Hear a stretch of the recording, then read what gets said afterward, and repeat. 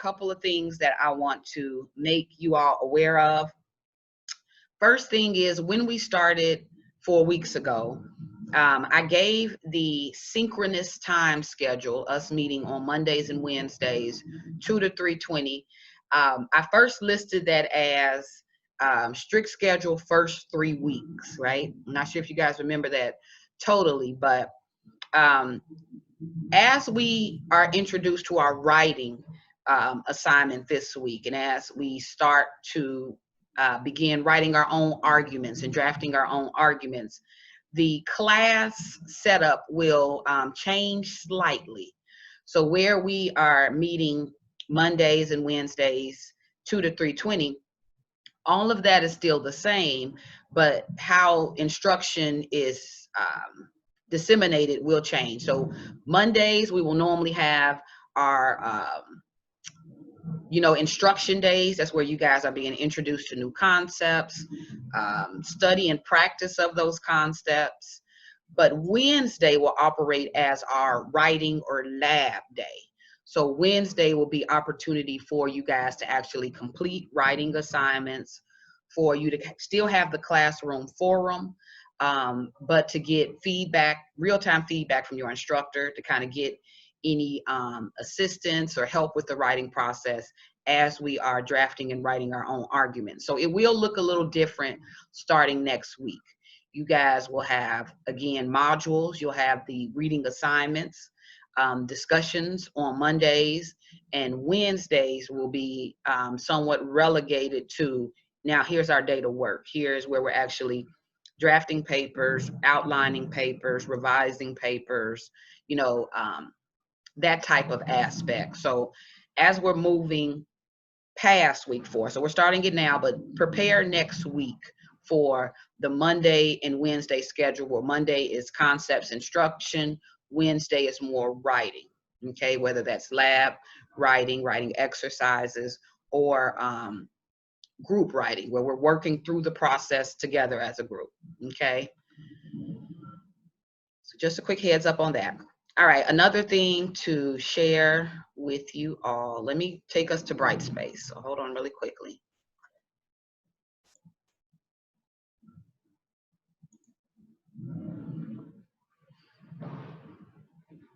They are working on some major construction outside my home. So if it gets a little loud, I know it's really been disturbing my my students working upstairs, my children. So if you guys pick up on any feedback or background noise and you need me to repeat something or say it louder, just let me know. All right, let me share my screen. I am building. Can you guys all see my screen? Are we looking at the Brightspace course page? Yes. Okay. I just see an error there where it says module 3, week 4. It should say module 4, week 4. So I'll correct that, no worries. But since Monday was a short week where we only met one day, I've been somewhat torn between what I'm adding to the week 4 module, but we'll talk about that. All right. So my screen.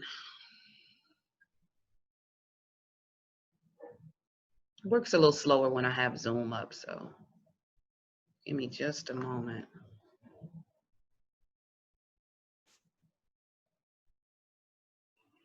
This is a longer moment than usual. All right, here we go.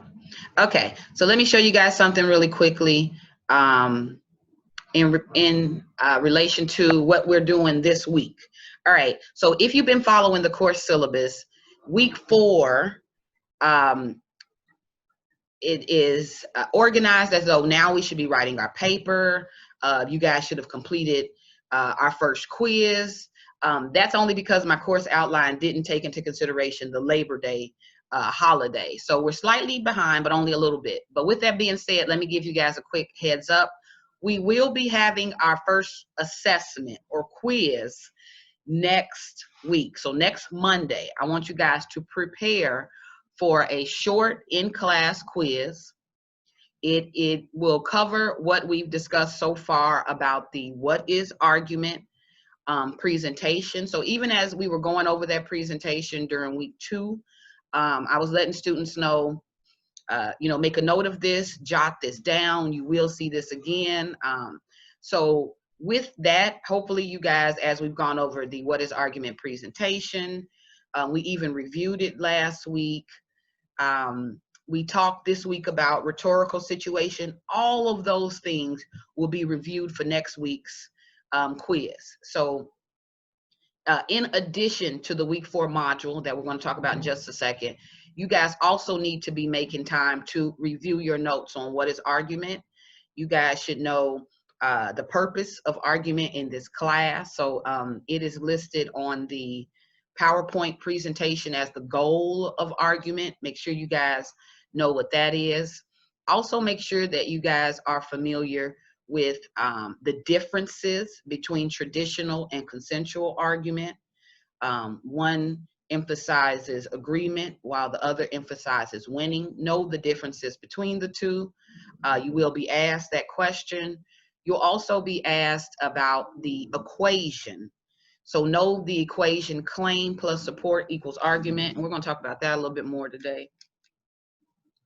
But make sure you guys have that somewhere in your notes. You will be asked, what is the equation that the class is based on? So anything where you see the word equation, try to make that mathematical connection to claim plus support equals argument. So that could be a study tip to help you, kind of keep that organized in your mind. Equation, you will be asked. That's claim plus support equals argument. You guys will also be asked the difference between ethical and unethical argument. So know the differences there. We reviewed this last week, but know that ethical argument seeks to enlighten, benefit its audience, whereas unethical argument harms and manipulates them. So again, review the presentation thoroughly. Know those specific things. So I'm giving you guys a heads up on what's going to be on the quiz. So specifically, no differences between traditional, consensual, ethical, unethical argument. Also know the conditions under which argument works best. You guys have seen me really repeat that again and again. So know that repetition, anything that you see repeated time and time again, the clear indicator, this is important, pertinent information. So study those 5 components under which argument works best. And, just to kind of blow the dust off of that discussion, remember, in order for argument to work best, there has to be an issue, controversial issue. There has to be an arguer, someone willing to take on that issue and, kind of bring a voice to it. There has to be a forum. So there has to be a place, a time and a place for argument to take place. There has to be an audience. So we know that. And what is that last thing? So I've knocked 4 out for you already. Issue, arguer, forum, audience. What's the 5th component under which argument works best? I see you, Leslie. Give me just a second to respond. And I see you, Kiara. I'll respond to that in just 1 second. But Common ground. Common ground, yes. All right, good. So those, you guys are clear on what it is I'm referring to when I say be able to identify those 5 components under which argument works best or under which argument is successful. So I'll use the terminology under which argument works best. But yes, common ground is that 5th component. All right, I had a couple of questions in chat. How many questions will be on the assessment? Will it be multiple choice or short answer? The quiz next week will be short answer. The way that I really can determine what students know is what are you able to articulate. So I'm looking for you to respond in short answer to the question. With multiple choice, a lot of times students can do process of elimination. It won't necessarily show me what a student knows. It can just show me what the student was able to eliminate or educated guess. I really want to assess, what do you know? What have you been able to retain? So it's short answer. Is the PowerPoint presentation that you had, is that still in the Yeah, I think it's in posted content? under week 2 module.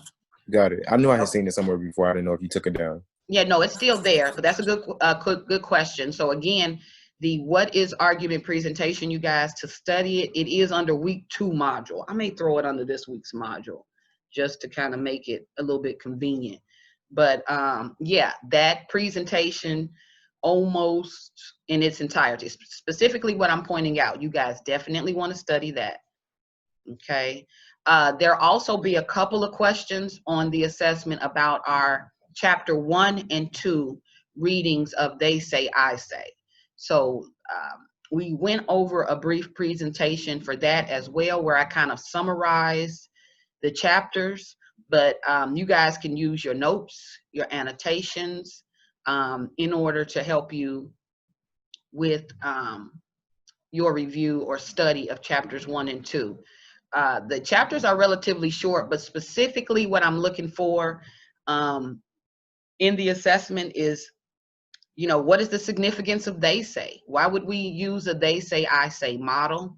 And we talked about that thoroughly. We'll go over it a little bit today in class too, to kind of help with our understanding of that. But no, what is the significance of this they say, I say model? That is the basis on which, when you guys write your argument, that's the basis on which we are operating. We're operating at knowing what they say so that we can use, what they say for our own argument. So it's again, the they say, I say model. Know the significance of that, right? Chapter 2 was all about the art of summarizing. I may ask you a couple of questions about summarizing. What is normally my questions about the art of summary? I may ask, why do we summarize? I may ask, what is the purpose or goal of summary? All of that is clearly stated in your readings of chapter 2. So chapter 2, the art of summarizing. Chapter 1, they say, I say. Last week's and past 2 weeks, we've been reading this, we've been reviewing it, we've been discussing it. So it's all really about assessing your understanding. What are we taking away from our discussions and our readings? So make sure you guys, again, are studying, reviewing what is argument presentation and your notes on chapters 1 and 2 of the They Say, I Say. The assessment will probably be anywhere from 5 to 7 questions. So it's really short. Another thing to keep in mind about the assessment, even though this class, you guys are really strong with coming in on time, being engaged. So I don't anticipate we'll have any issues, but just make note that the quiz will be next Monday. So you got a little bit of time to study and kind of let it, sink in, let the concept sink in. But the quiz will be in the first 20 minutes of the class meeting. So as you guys come into class at 2 p.m., I will give instructions about the quiz. I'll make it available either by posting it to Brightspace or dropping a link for you guys to complete the quiz. And then from the time you guys get that link, you'll have 20 minutes to complete that assignment. Okay. So you'll have to know what you know. So because we won't really have time to sit and contemplate or think about it. It is a 20-minute, again, assessment. Okay. So just to add a little bit of clarity on that, plan for and expect next Monday, quiz number 1. Okay. And we will at the same time be also working on our writing of argument too. So we are,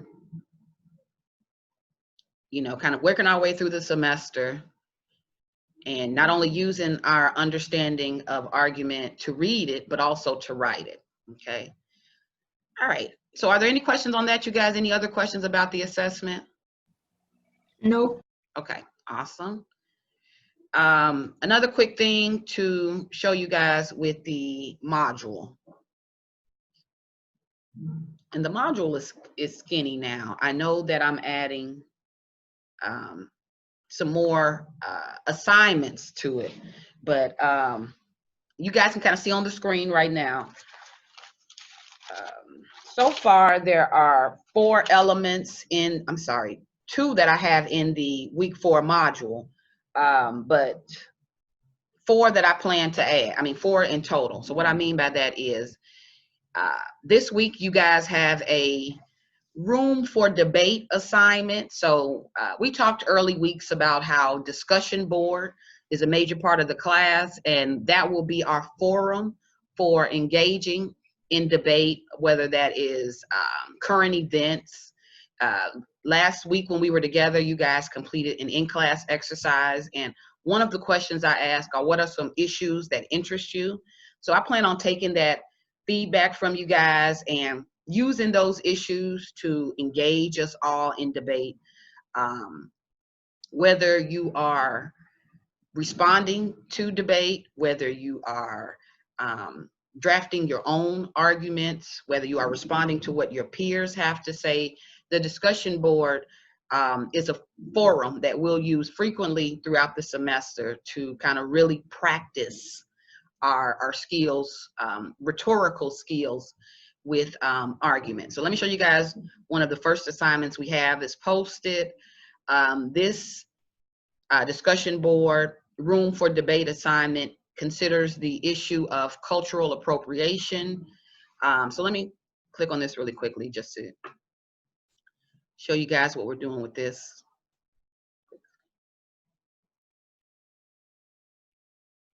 And keep in mind, I'm still adding to the module. So where you guys will be asked to complete this assignment, it'll also be reiterated in the checklist. So it'll help you to really stay on track with that. But all right, so you guys can see my screen. Do we see these images? Yes. Okay. Yes. Yeah. All right, so anytime we think of this issue of cultural appropriation, we're looking at how other cultures may, either through the act of appreciation for another culture, you know, we take on these cultural icons. So whether we are looking at the way we dress, whether we're looking at, you know, fashion, whether that's hairstyles, you know, clothing, even mannerisms, right? Cultural appropriation looks at how the culture of others are used in society, right? So we look at these images and you see cultural icons. So when we consider, let's say, you know, let's say either the Middle East, or we consider, you know, certain religions, whether that is Islam, you may, you know, for whatever, make the connection to the turban, right? The hijab, you know, things like that. Those are cultural pieces that represent or reflect the culture of a specific group. So you'll see these things, these cultural, right here, we have the cultural symbols of geisha, right? Or what they may refer to as, you know, Japanese culture here. Right here, you see more so, and I'll be honest, I may be somewhat stumped on just what culture this is reflecting, if you guys will see at all where my mouse is, but I believe this may be appropriating the culture of locks. So we could be exploring, let's say, if we're looking through it, cultural symbols, you know, perhaps that's a symbol of Rastafarianism, perhaps that is a symbol of, you know, natural or African-American hairstyles. You can look at it like that. We have here braid. We absolutely know that braiding is a cultural symbol that can kind of point back to, again, natural hairstyles, one that is culturally linked to, again, African Americans or Africans. Here, not really sure which culture that Madonna is channeling here, but I know a lot with her music, a lot with the causes that she champions. she really is heavy into Aztec culture, Tibetan culture. If we're looking at it in terms of religion, you know, Buddhism. So we kind of see those cultural symbols, you know, again in fashion and in hairstyles. You know, here again is a reference to Japanese culture, whether that is the geisha, symbols as well. So you guys see this here. So anytime we think about cultural appropriation, we're looking at how it has been lately highly criticized in society. So whether we're looking at it in fashion, because it really has been something that has been utilized in high-end fashion, runway looks. This whole issue of appropriation, cultural appropriation, is really evident when you look at things like the runways, when you look at things like musical influences, when you look at things such as social media as well. We see it show up a lot in media, and whether that again is social media, TV, film, right? We see these things all the time. Cultural appropriation. Are you guys familiar with what it is, with the issue, with the debate around it? Yes. Yes. All right, good. I see Caesar says nope. Well, that's okay. Look, we'll talk about that. So here's what you guys want to do when you're looking at this assignment. So it begins with questions. So it starts with a little bit of information. When white artists have been highly celebrated for performing musical styles that originate in Black community, it has been criticized as cultural appropriation. So lately, this is a conversation that is already in progress, that especially in terms of musical styles and fashion trends, this issue of cultural appropriation, specifically to whether it's white artists culturally appropriating styles or cultural symbols in Black communities. So this, again, debate is currently in progress. Other groups too feel that they've been culturally appropriated. I just kind of pointed out the symbols from Japanese culture, as well as Latin cultures, especially religions, Buddhism, Muslim, you know, those things as well. So here's what you guys are considering in the room for debate discussion. What's the line between appreciative imitation and exploitation? Okay, so you guys are looking at, in what we see in the images, when you guys think about cultural appropriation, are some people overreacting? Is it exploitation that we're looking at, or is it appreciative imitation? Are some people taking it too far? Okay, so in order for you guys to join or engage in this debate, there's a few things I want you to keep in mind. Each student will be taking a stand on this issue. So you have to have some type of claim. There's some type of position you are taking. So we're not voyeurs in this debate. You are going to learn about it.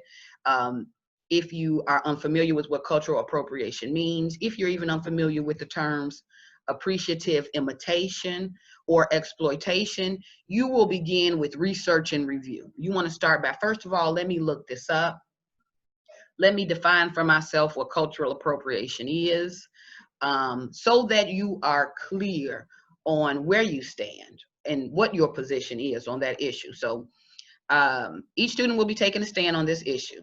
You're going to begin by researching and reviewing the question, look up what you know about the issue, and have some working comprehension of this idea of appreciative imitation and exploitation. Consider what they say on the topic. So I've included a link here where you guys will be first exploring your own thoughts on the topic, but now you're going to look at what they say about it. What have others said in this debate? So I've included a link here. And this link,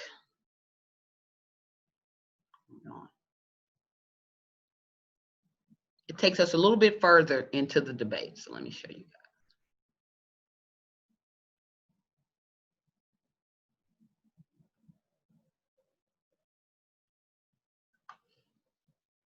Pretty sure my computer is in need of an update. This is getting a little bit tedious.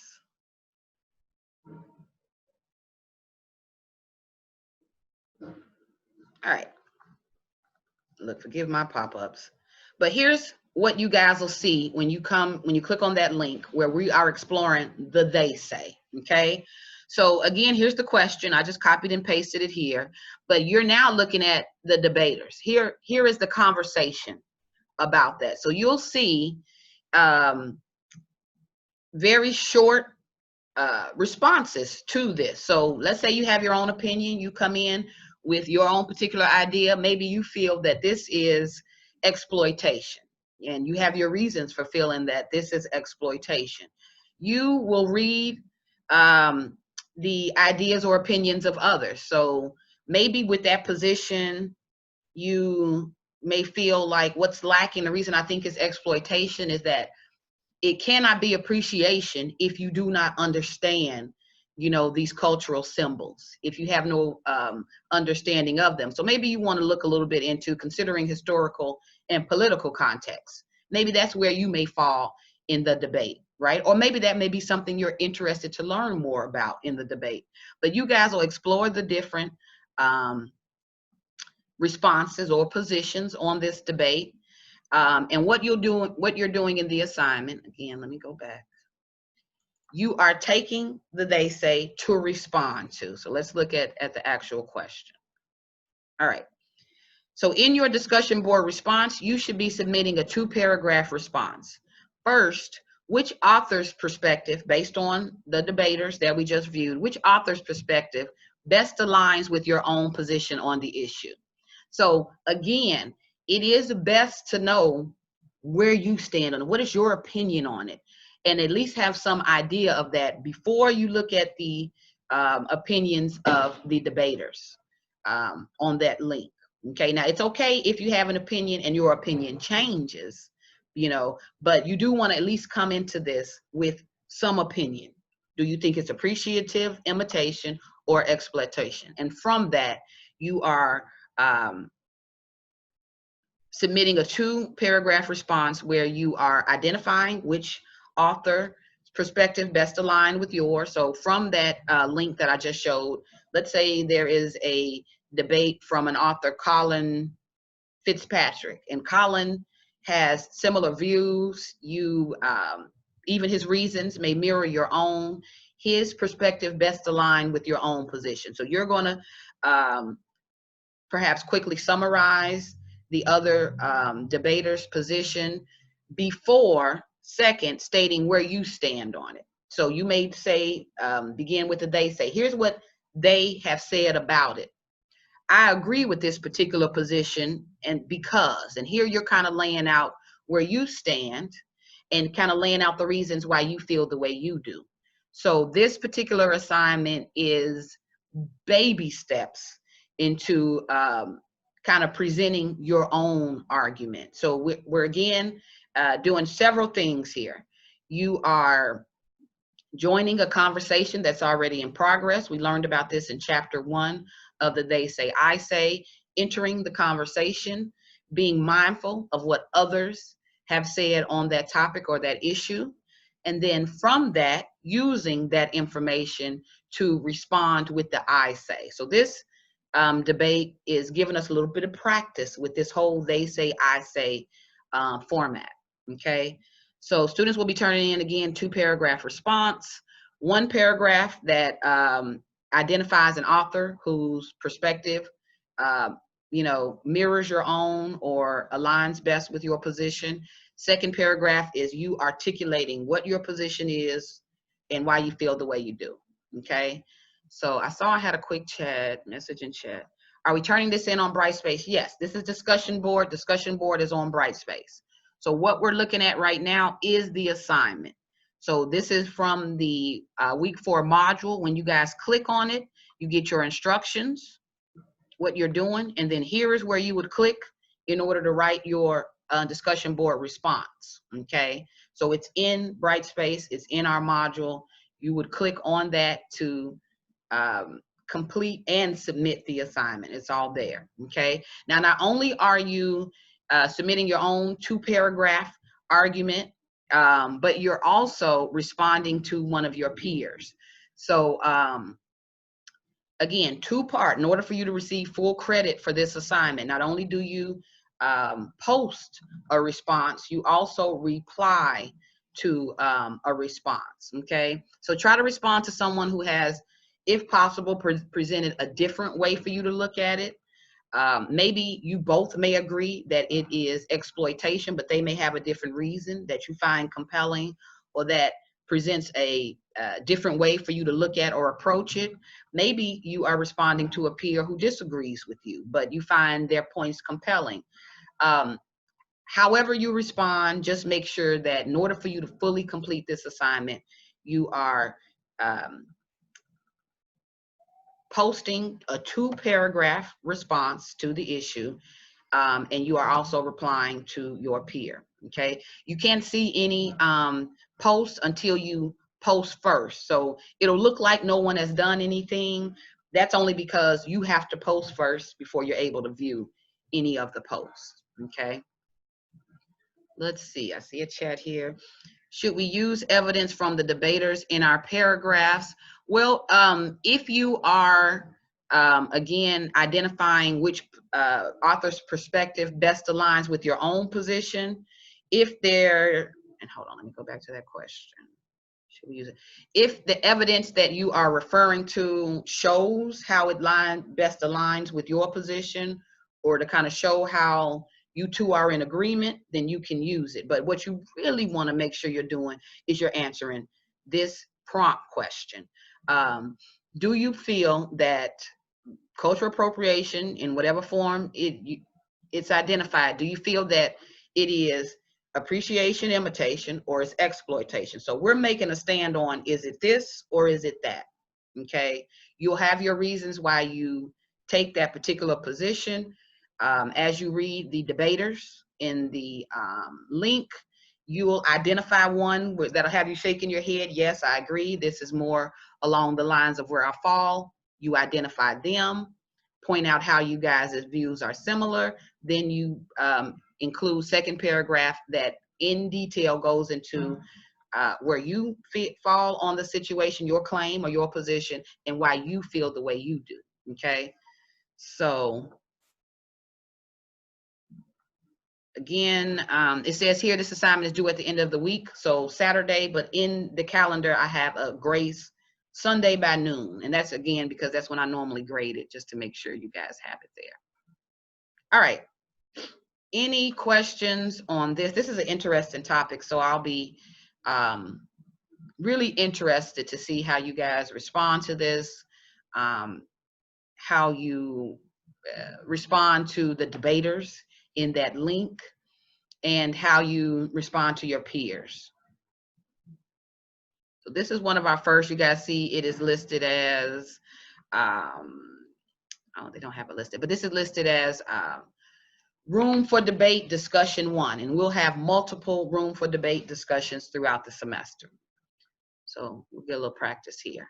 Did you guys have any questions on this? Okay, this is actually our 2nd discussion board assignment. Our first discussion board assignment was the welcome virtual messages, the welcome icebreaker from week 1. So keep in mind, discussion boards are a part of the required coursework for the class. I think it's 15% of your grade in the class. You definitely want to make sure you're doing your discussion board assignments and that you're following the instructions so you can get your credit or your points. All right. Something else to show you in the module before I put this to bed for now. And again, it'll say module 3, week 4. That is an error. This is module 4, week 4. So I'll correct that. One more thing in here. Today, we're going to really get into our discussion on the text. But again, we know that there is this theme this semester that I'm attempting to connect all of our readings under this umbrella of stigmas in society, stigmas in healthcare. And we have an additional reading that falls under that theme. Now that we know a little bit more about stigma, we'll talk about it in today's discussion. Now that we have looked at the various ways that mass media influences how we interact with and adopt stigmas, right? There is an article on stereotype threat and racial stigma. So it's taking the idea of stigma and elevating it a bit, right? So this is going to open up a door to even more issues, controversial issues in terms of argument and debate, right? So attached to this particular text is a summary exercise. So you guys will be reading the article and then writing a 1-paragraph summary on the text, again, using the details that we learned in chapter 2 about the art of summarizing. So now, where we learned about it last week, this is an opportunity to practice what we've learned. So it looks short, the modules look short, but again, there's assignments attached to them that we'll be working on throughout this week, okay? Still adding to that. So really quickly, with that being said, did you guys have any questions about the module? Anything about the assignments that I just mentioned? Any clarification? No. If not now, don't worry. You guys can email me as it comes up, as you kind of really start to dive into the assignments. So no worries if there's no questions on that for now. All right, let me stop share for just a second because I'm shifting topics at this particular time. You guys had a homework assignment from last week where you were reading an article. Title of the article, let me pull this up real quickly, is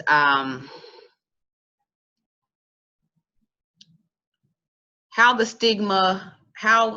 mental health stigmas are presented in mass media. So mental health stigmas, how it's spread by mass media. So this was an interesting article. So I can't wait to talk about that. But before we do, let me just ask you guys a few questions, what I call word association, right? Because we know that stigma is the ideas, especially negative ideas, that we attach to a particular group. As a matter of fact, let me quote specifically from our text. And this is just to kind of, again, keep us on task. So anytime we think of stigma, and again, this is about our second week of reading about it, but it says the media teaches us about people with whom we do not routinely interact, right? That's just a sentence that jumped off the page at me when we were reviewing this whole idea about stigmas. It says stigma happens when the person is viewed as other. So anytime we see someone who we may not be fully familiar with, right? Who we have no, what I call database that we can tap into in order to connect with or identify with them. Anytime we see a particular group of other, stigma is an attribute that we attach to them. We're going to pull on some idea that we have of them. And a lot of times the ideas that we carry tend to be negative in some cases, right? It's always an automatic association. So in the text, again, that we'll discuss, it says stigma happens when the person is viewed as others, right? And it says stigma is an attribute that reduces someone from a whole and usual person to a tainted and discounted one. So even though I know we all will articulate our understanding of stigma differently, I think a basic understanding that we all can accept when we consider or argue our understanding of stigma is that it's an attribute that we place on someone that tends to reduce them from a whole and usual person to a tainted and discounted one. Okay, so with stigma, no one is immune. Okay, even it, regardless of your ethnic background, regardless of your socioeconomic circumstances, no matter where you're from, where you grew up, what you look like, we all carry certain stigmas, whether it is ones that has been placed on us or ones that we place on others. Okay, no one is immune from that. But when we consider stigma, especially in terms of how we operate in society, when we consider that, stigma is very dangerous, because if it allows us to reduce a person or to view them as tainted or other, right, then it will open us up to stereotypes. It opens us up to discriminatory behavior. It opens us up to, again, operating through a level of, not to use the word negatively, but I'm using the textbook definition of the word when I say ignorance, right? It's just something, just this unawareness. And we've seen how this unawareness can affect people, like, right, when we look at issues like this whole police brutality issue, when we look at issues that are kind of plaguing us, going on around us every day, whether it is the immigration debate, whether we're looking at the prison reform, whether we're looking at, again, the whole, race debate, it really, what's hiding in the shadows and what's hiding in the corner is stigma. We're stigmatized. Society stigmatizes particular groups due to this. So with that being said, just to kind of make sure we're all on the same page, I have this name association game I want to play before we get into our rhetorical situation discussion. So what I'm going to do is I'm going to drop a name, and you guys are going to give me the association that you have with that particular name. And I'm just going to pull up a blank Word document so I can kind of jot down your notes as we're talking about this. So I have about 7 names, but I may only do a few in the interest of time. All right, so let's consider, if we can, let's consider Chicago. Let's consider the city, Chicago, and what happens when you hear the word Chicago. If I tell someone I am from Chicago, what are some stigmas? What are some ideas that they can attach to me? Someone who is not familiar with Chicago, someone who doesn't really know it firsthand. What, I'm sorry, go ahead.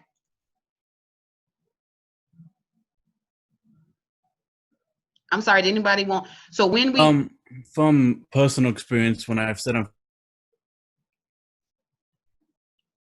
go ahead, from Benito. Chicago, people have asked, is that people call it the most segregated city, when I've told them I'm from Chicago. Okay. All right, hold on, because I see you guys are speaking up in chat. Let me share because I want to write these down. All right. So with Chicago, so you hear, Benito, that some people look at Chicago as a segregated city. I think about the food. You think about the food, okay.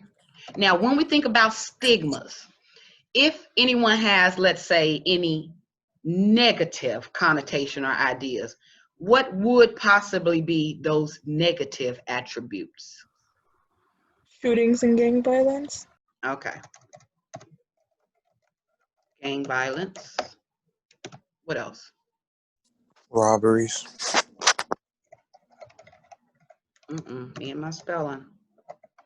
Robberies. I see a couple here. Violence, murder city, exactly. So you guys see what I mean when I say stigma. Poverty. Corruption.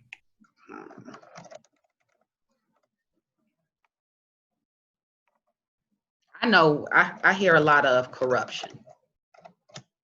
Here's Chirac, absolutely. Polluted.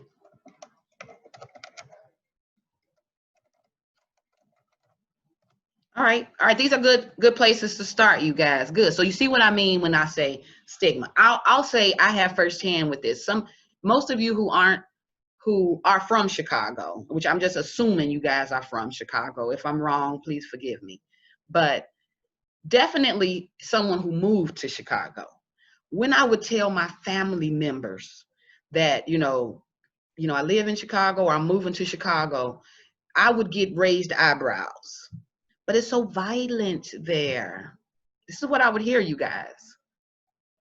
But isn't Chicago the murder capital of America? First of all, it's not, but that would be the association people would make, right? Now, lately, Chicago has been a political tool. Have you guys heard Chicago in politics very often? Yeah, Lori Lightfoot said F Donald Trump recently. Exactly, because Donald Trump, anytime he refers to Chicago, he is referring to Chicago as a lawless city. So anytime you're looking at lawlessness, he points to Chicago. Anytime you're looking at crime rates out of control, he points to Chicago. Anytime you're looking at the gangs, right, or gun violence, they point to Chicago. It's automatically stigmatized, you guys. It definitely is. Okay, here's another one. All right, so we have Chicago here. Let's consider, anytime you guys hear the word immigrant.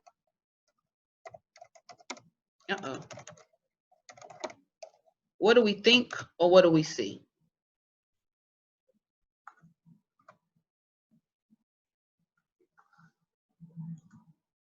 All right, dangerous.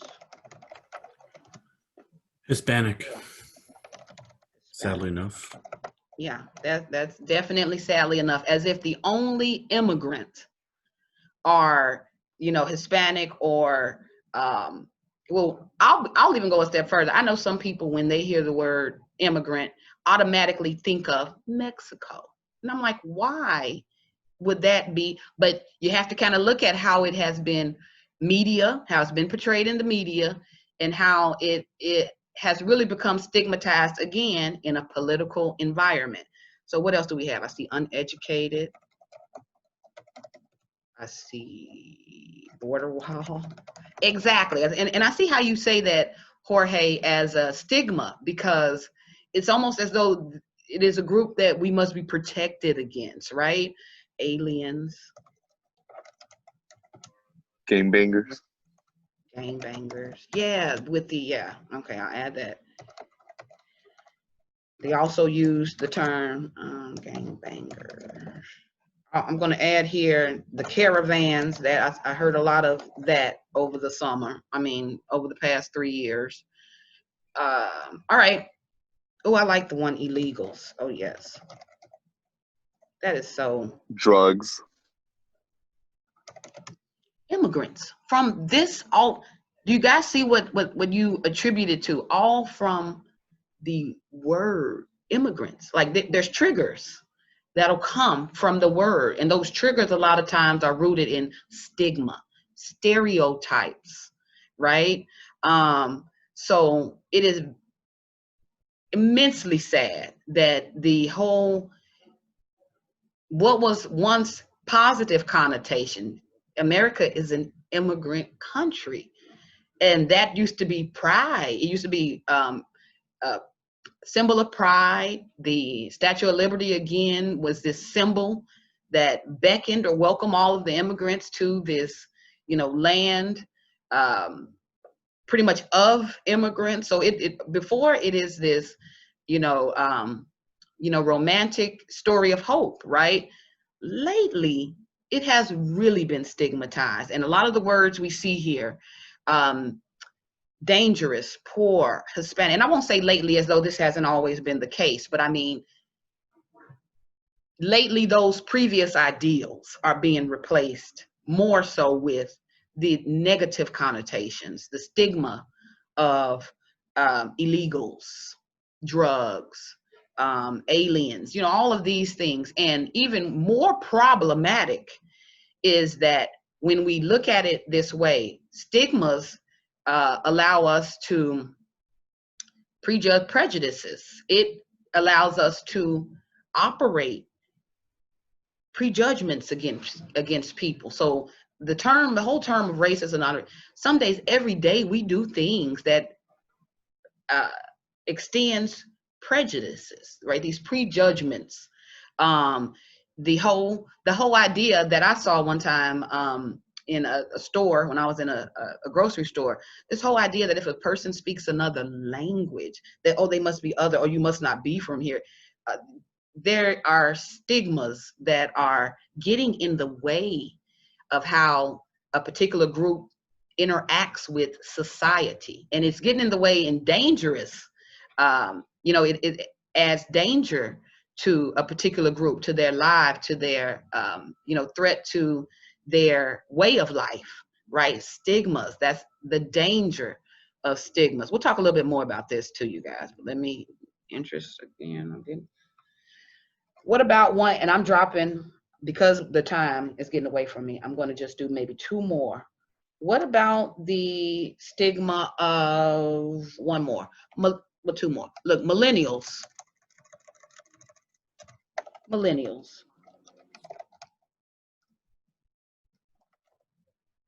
Oh, I don't even know, you guys. Look, I'm just gonna put M. You know what I mean? When I don't have spell check on, I need it. Okay. Oh, I see this. Okay. So with millennials, I see naive. I see that came to you right away, Kiara, right? We'll talk about it. So Ricardo, with yours, is ignorant for millennials? Oh, yeah. I mean, can I add that for millennials?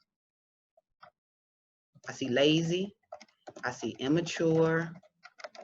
Okay, I see you, Ricardo. Thank you. I see not involved, unmotivated. Now, you guys see how that came to you so fast? Stupid. Oh, no. I hope not. But I'll be honest. Can I be honest with you guys? Because I am not a millennial. Somehow, some way, millennials got a bad rap. And I don't really think it was fair. I'm going to be honest. But what you see in front of you is the stigma of, if you tell someone you were born at a certain time, if you tell someone, you know, your age, immediately a lot of judgment comes at you. There's a stigma that is associated with age. And we know this too, even as someone who is, you know, in their 40s. I remember when I was in my 30s and I was working with coworkers, and they're like, oh, you're old. And it's like, so the stigma of old and young, right? There's stigma attached with that. But with millennials, they have somehow received one of the worst raps, where they were looked at as lazy, immature, not involved. So I'm going to say not involved / do nothings, unmotivated, stupid, all highly unfair judgments. And a lot of these judgments came from mainly a group who I think, this is my own personal opinion, because they had no access to this particular group. This group was pretty much defined by technology. So because a particular group had no access, maybe they themselves weren't fully familiar with technology. Maybe they hated that the traditional way of doing things were changing to a point that it could put them on the outs, that they started to look at anything that threatened that as bad or negative.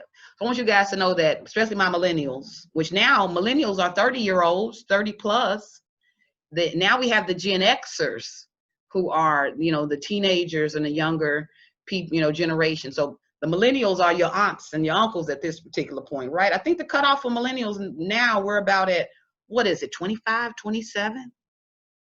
I think millennials is from like, I think it's like to like 94, 95. Okay, yeah. And that was 25 years ago, right? So about 25. Okay, that's cool. I get it. So maybe about 25-ish. Okay.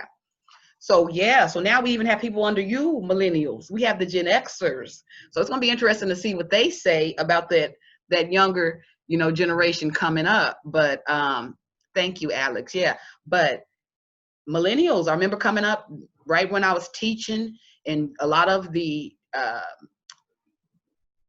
readings, a lot of the research in teaching was all about how to teach to the millennials, right? Bring in more technology in the classroom.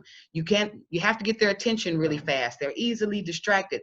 So media, again, made this group others. They are, you know, you have to approach them a particular different way. So again, anytime they are others, anytime you are kind of closed access to a particular group, people will make their own, draw their own conclusions. A lot of time it is wrong. A lot of time it's misinformed. But we saw that happen with millennials. Yeah, you're right, Kiara. Some people do still refer to Gen Xers as millennials. They're just not informed, and they try to group them all in one. There are major differences between millennials and Gen Xers. So, oh, I'm sorry, you're right, Gen Z. I'm Gen X. You're right, Leslie. Gen Z. Yes, I'm Gen X. Then there's My bad. yeah. No, you're right. You're right. You got me good. So Alex, they refer to them as pod eaters. I think I've heard that. We'll talk about it. All right, you guys. Good discussion on that. One last one, since we're telling the truth today.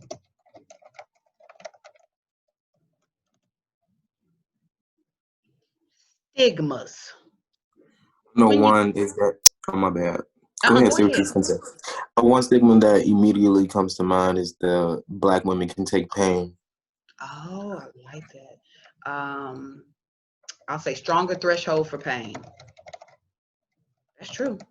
I mean, not saying that's a true, but that is a stigma that we see play out. And that's a scary stigma that we see play out in healthcare. Because in healthcare, sometimes people think, oh, they can withstand pain a little bit more than others. So let me see how long they can be in pain, right? When stigmas get dangerous, right? So we see that. What else? One that I see a lot is Black women are always angry. Okay, that's one we see often. Our hair less attractive. They're portrayed as loud. Loud. I see ghetto. More vulgar language. Vulgar. Baby mamas. I see that one. I see talk rude. So can I put that under vulgar?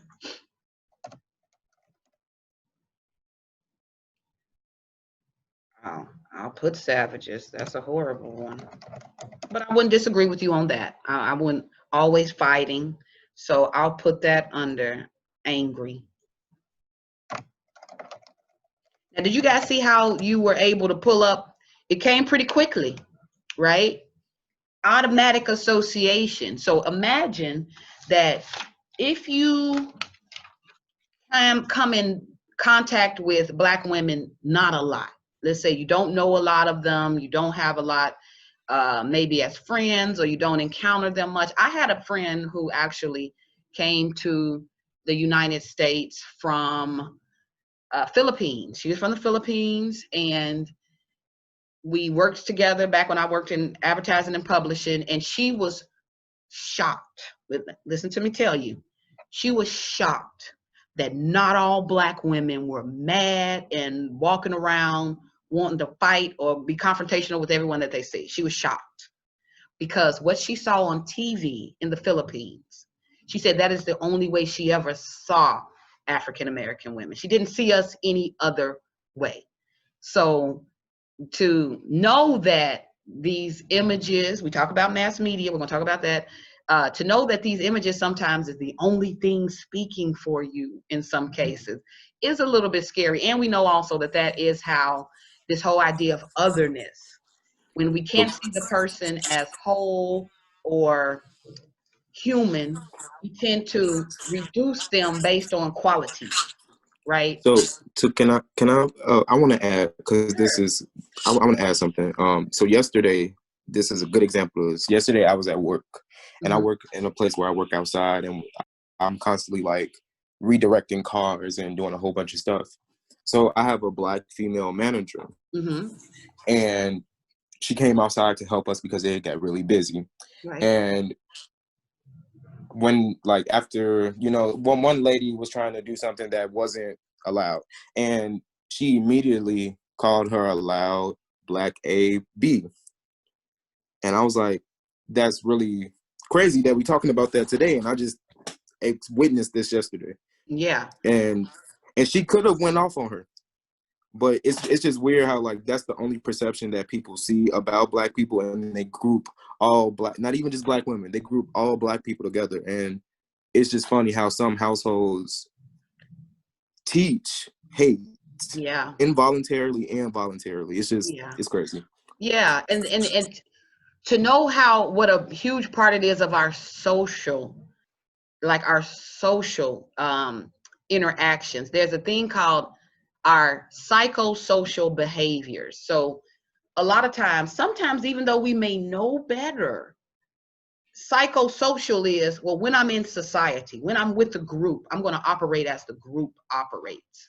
So everybody else kind of treats them this way, so I'm going to treat them that way too. You know what I mean? Even though there may be an awareness that there is a mistreatment, or that it's wrong, or that I know not all people are like that, there's a psychosocial attitude or behavior that we take on when we interact and when we get out in society.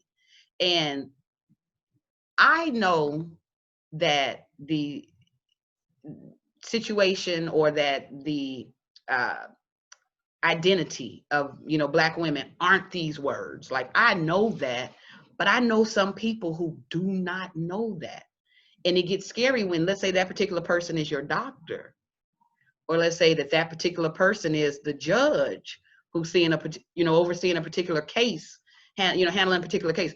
Let's say that gets a little scary when that idea comes from a person in law enforcement, or if that particular idea comes from a teacher who should be unbiased and should be teaching you, so it's scary when it gets out in society and people can kind of wield these stigmas and these ideas and use them against you, right? So, I mean, like what you said is right. You saw in real time. I see it only differently because my life as a black woman is, I see it. It's like it floats around me all the time. And then when you think about how you want to react sometimes when you have a right to be angry, now I'm somewhere like, okay, well, I can't really act angry because I don't want to play into this stereotype. So then you have some black women who will play the opposite role. And now it's over passive.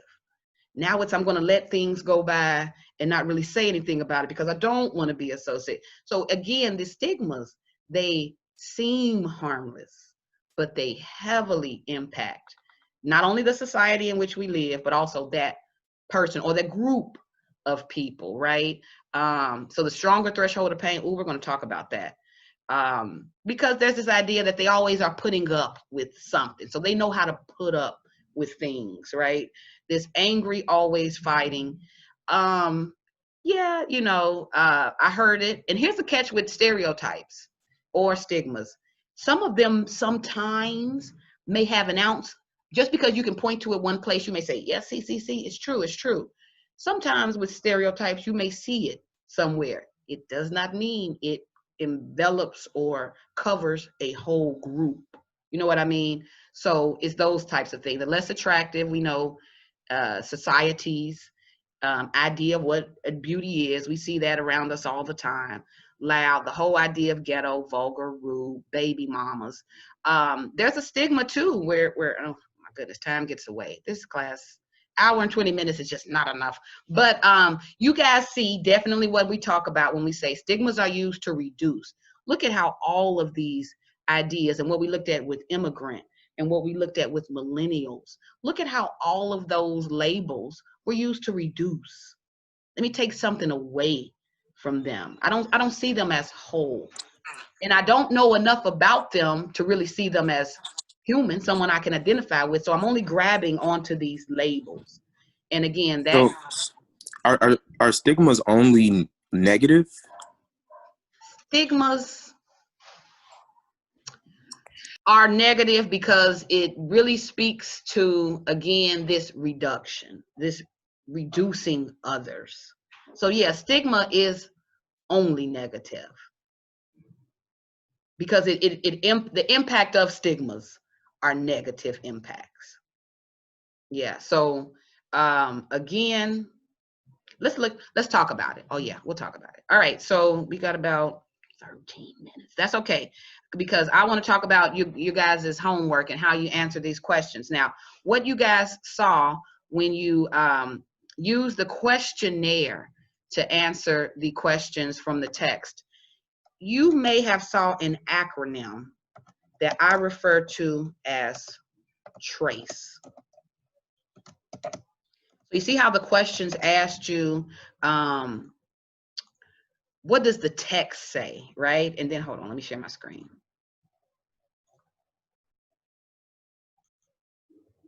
Right, so what does the text say, right? The text is looking at the argument. What's the author's claim? You know, how do they, you know, did they make their position or their claim clearly, right? We also have the R, right? And that's looking at the reader, the audience. How is the reader being considered? Is the author attempting to establish common ground? Like, what evidence and examples are they including that will persuade or convince their audience, their reader, right?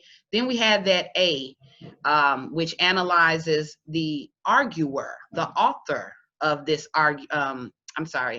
the author of the text. So our author of the text about stigma, I believe her name was Naveed. She's a doctor. We know also she's a social worker.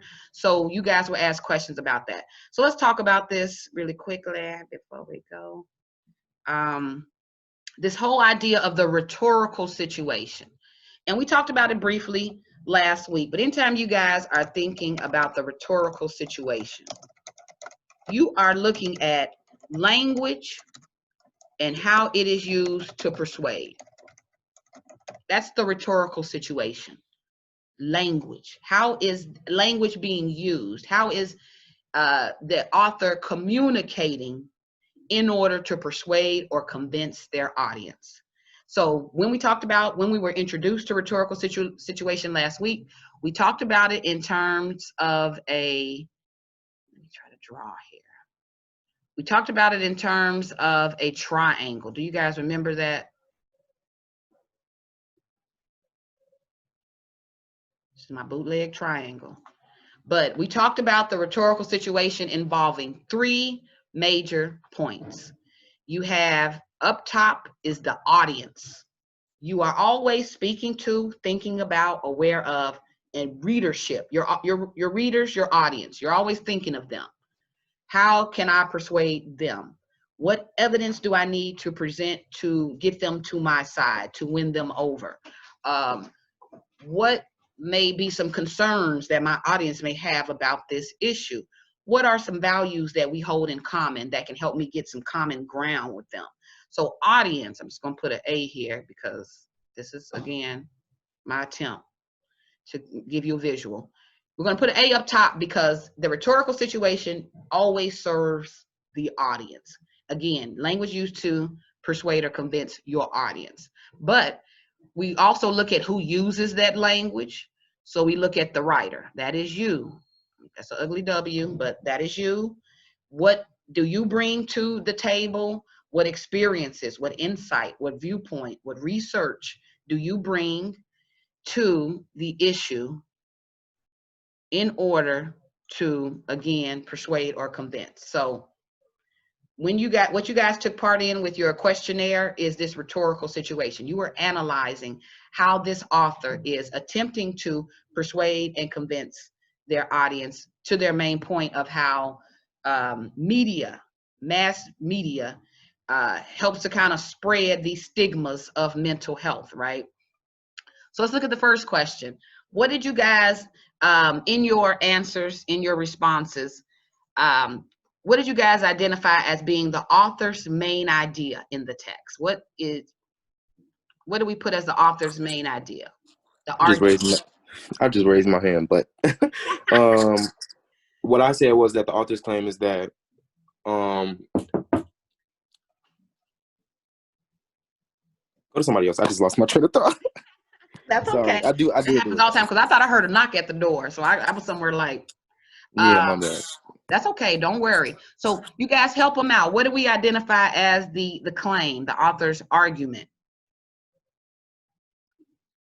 I feel like his main claim was that media, like kind of like movies and news, made people with mental illness look bad. Like it gave them a really negative connotation. Yeah, I like that word. Absolutely. Mass media is helping to really add to the stigmas that surround mental illness. And I like this discussion. Sorry, let me clear my drawings because I'm a little bit embarrassed. Mass media portrays a dangerous, inaccurate view of those suffering with mental illness. If we're summarizing the author's main idea, this is a perfect summary. The mass media is kind of presenting, again, dangerous, inaccurate views of those suffering from mental illness. All right. So that is the author's main point. Sayan, I'm just looking at yours. I'm sorry, I missed your note. The person changed their saying, "Ooh, we'll talk about that too." But yeah, okay. So we know the main text. All right. The questionnaire also asks you guys to consider the reader, the audience. Who do you guys think that the author is writing this for? Who is their intended audience? I thought the mass media. Okay, I like that. I thought it was two groups. Okay, who are your two groups? I thought it was like the mass media, like the viewers that are watching the those like televised things, but also like the people that create it themselves. Yeah, I saw that too. Yeah, it's almost like they were giving them tips. Yeah. Yeah, if you need to know what to do, here's what you need to be aware of. I agree. Okay, I like that. Good. What else? Anything we should add to that, you guys? Let me. Sorry, I got 100 things open up. I think the last part of it talked about like you said, tips on like how to prevent like these misconceptions of mental illnesses to like be portrayed in the media. Yeah, it ended with what do we do to fix it? How do we combat it, right? And it kind of gave this bulleted list on here's what you need to do moving forward. But let me hold on, let me make sure I'm not missing any pertinent questions when we look at audience. So there is an intended audience. We said mass media, viewers, so those consumers of mass media, people who create, and also I think too, people who may be unfamiliar with mental health or mental illness. So although I'll say those people still needing to educate themselves, right, on it. Because if I was Googling mental health, if I wanted to learn more about it, I would find that article really helpful, not just in learning more about it, but also learning how I may think the way I think about it. I have been programmed, I have been influenced, right, to look at mental health, mental illness a particular way, right? So we consider the audience. How does the author attempt to establish common ground? They use language like we, most of us. So I saw the attempt to establish common ground. What about the arguer, the author? What do you guys know or remember about our author?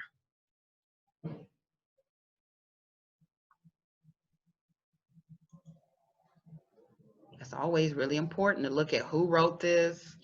I see, Tatiana, that they're a medical writer.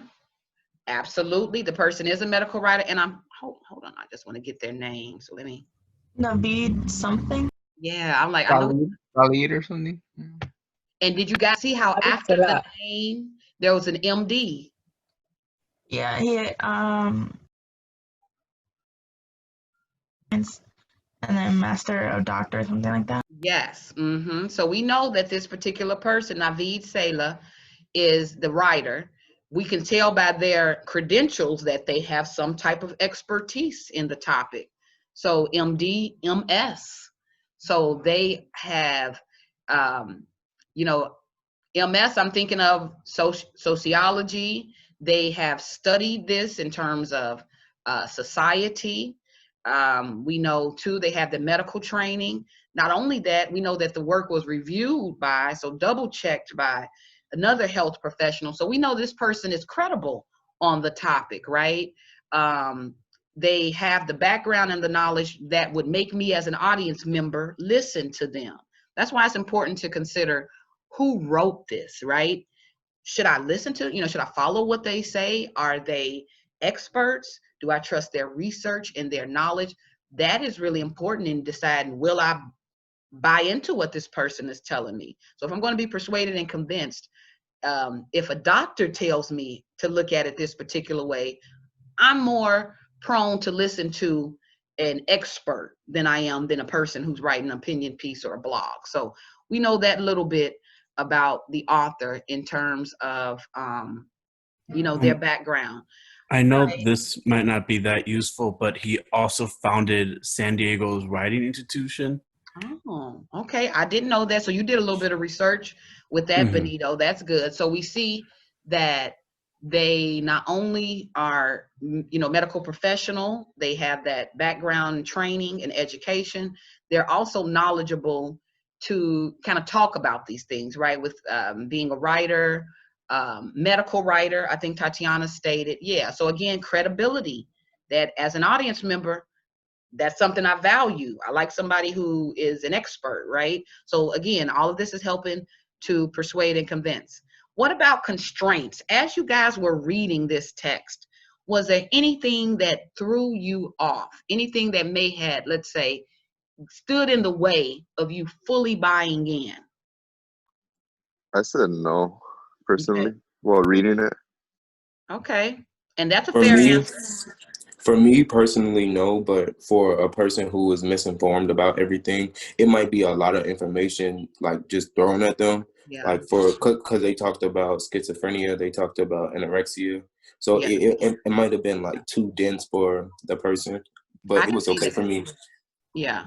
I can tell you that while I was reading it, I kind of felt like a lot of attention was given to schizophrenia, where perhaps maybe they could have talked about other, but that's just me playing devil's advocate. I'm just throwing it out there as to what someone could say. Is there anybody who did identify any constraints? All right, well, good. So we were kind of, oh, I'm sorry, go ahead. Well, I sort of kind of came I came to one because it stated how 60 to 80% of people only go through like hallucinations when they like suffer from schizophrenia. Yeah. And that kind of contradicts what he's saying, like, because he's saying that the stigma is that all schizophrenia patients have like hallucinations, and then he went on saying that only 60 to 80%, And but that's that's still a kind of a high lot. number. Yeah, I see. That is a perfect close reading. And what I want you guys to pay attention to when we look at constraints, is there contradicting information?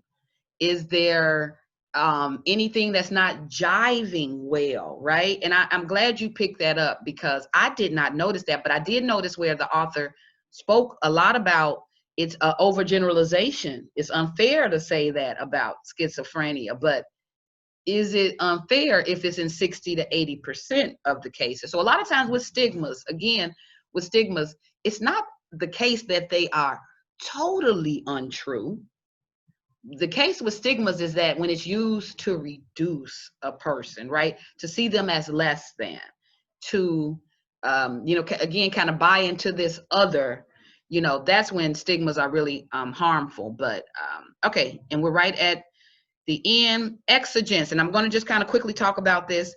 Exigence is, what is the issue? Why did the author even see the need to write this? What do you think was this problem or situation that prompted them to even speak or write on this topic? What do you guys think was the issue? which is Personally, I think it's just like it's kind of hard to put into words, but from I guess my experience of what I've seen in the media, I'm guessing like there's just so much like misinterpretation about like mental illnesses, and since nobody talks about it, it's going to keep on like progressing with that misinterpretations and like this false like truth to it. So it's just a matter of time if somebody that who is like an expertise in medical writing says something about it. right. Oh, I like that. Yeah, absolutely. They've noticed that there's just a lot of misinformation, or what did they say? Trivialization and overgeneralization. That's kind of how they broke it down in the article. Um, mental health stigmas are spread through mass media through this idea of overgeneralization, kind of thinking that they all act the same or look the same, and trivialization, ways of kind of making it that, oh, you know, you'll be all right. You know, if you do X, Y, and Z, it'll be fine, right? And I do think a medical professional had to step into that conversation already in place and add their perspective. So the perspective that the author is adding here is, you may have these ideas. It's no, you know, it's not your fault. The media is the one who's kind of giving you this misinformation. So let me first show you how the media is giving this misinformation and kind of help to point you in the right direction. Okay. So I agree with you there. I do see that they saw this need to, with all this misinformation, you know, going around, to address the issue. So, all right, good with that, you guys. I know it's over and I'm letting you guys go, but one more thing. Look, can I get a 1 minute grace? When you think of mental health in the media, who do you guys think of? What comes to mind? Kanye. Kanye. Who else? What you guys? What about how mental health is always thrown around anytime we look at mass shootings? Oh yes, that's actually a perfect one. Yeah. That or like a lot of from what I've seen, like when it comes to like child predators or just like, you know, pedophiles, they always say like it's like a mental illness or disease that they have. Yeah, that's a good one. Okay, yeah. I think of it as famous people using it as excuse for the bad actions. We'll talk about that too. Yeah, there was someone who was going to say something. Who I heard somebody. It's me. What do you I think? just wanted to say mental health is being viewed as a social vice, more like yes. Yeah, it's viewed it's as a always weakness. related to criminality and being in prison, and it's very disturbing because the person suffering from it is already suffering from the sickness itself. Then you're adding depression on it. You're adding the background of being a criminal to it. Yeah. That in itself is already, it's just too much. And the media is pouring more petrol to the fire. Yeah, they absolutely are. But yeah, I like the empathy in your voice with that, Julie. You're pointing out they're already combating enough. Like, this is a serious medical illness, but some people who would need help would keep it to themselves because of the stigma they would get from society. So if I were to tell you I'm bipolar, would it flash in your mind, oh, crazy, I can't trust what she's telling me, she may be unreliable, you know? Then it opens up these ideas. Now you are labeling me based on these ideas that you have of it. So in the healthcare profession, when we talk about mental health, how can that person really a lot of times get the help they need when it's stigmatized?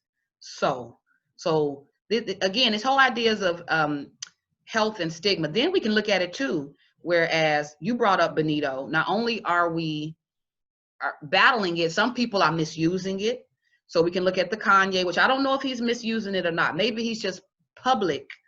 And so his battle with it is just a little bit more public for us all. But I personally think sometimes Kanye doesn't get sympathy, whereas other celebrities who suffer with mental health kind of get this level of sympathy. If you think about Lady Gaga, if you think about Demi Lovato, you kind of think about how there is a cushion in how they are portrayed and dealt with, whereas with another it's just like, almost all negative. That's just that guy going off again. That's just a guy kind of going off on one of his tangents. So again, this psychosocial, how we deal with it in society, how do we interact and engage with it. So, okay, I kept you guys, my bad, I'm sorry. We'll pick this discussion back up on Wednesday. You guys will be introduced to your paper topic, but for homework, read the text in the module. It's all about racialized stigmas. So we're going to talk about what kind of happens when you start being mistreated due to stigmas. So we'll talk about that. And attached to that assignment is you guys writing a summary. So practicing this summary writing. So homework.